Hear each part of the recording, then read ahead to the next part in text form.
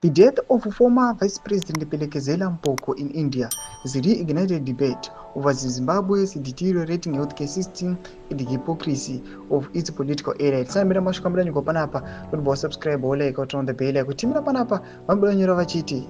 Mpoko passed away on Friday from an undisclosed illness, joining a growing list of Zimbabwean leaders who have sought medical treatment abroad due to the state's neglected healthcare infrastructure.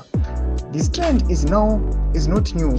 Mpoko's former boss, President R.J. Mugabe, died in 2019 in a Singapore hospital. Current Vice President Constantino Chiwenga frequently travels to China for medical care. Well, President Emmerson Mnangagwa was rushed to South Africa in 2017 after allegedly being poisoned at a ZANU-PF rally.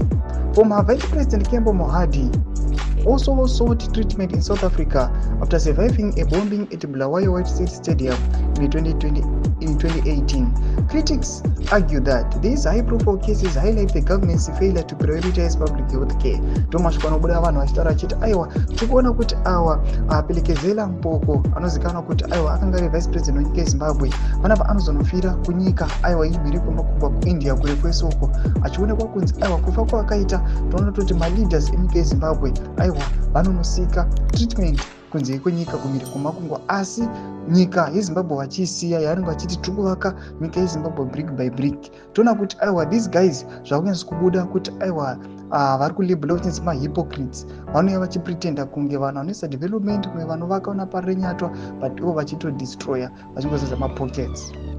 Chitiko chataona kuti aiwa nyika yeZimbabwe nemaleaders ayo vakomana with the ruling party ZANU-PF vopiwa mhosva vachinzi aiwa hakuna maleaders akadai so. Tichiona kuti aiwa kufa kwoita Pelekezela Mpoko aiwa ari kunyika yeIndia kwanyatsokuonekwa kuti aiwa this ruling party ZANU-PF wese vachitoti aiwa vada kuextenda team yemutungamiri wenyika yeZimbabwe to 2030 aiwa kuchatoramba kuchitodestroyiwa mahealthcare systems nemasekta nemadepartments ese.